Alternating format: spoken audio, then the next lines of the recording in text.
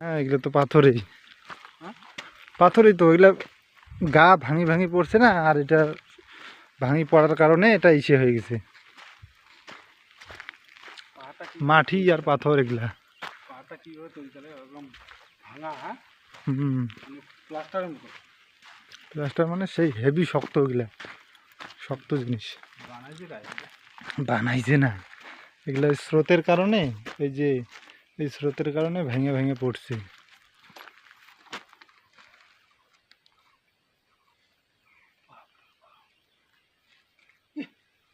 বিশাল heavy শক্ত। একটা কি পাথর খোলা যাবে? বাপরে, প্রচুর শক্ত তো।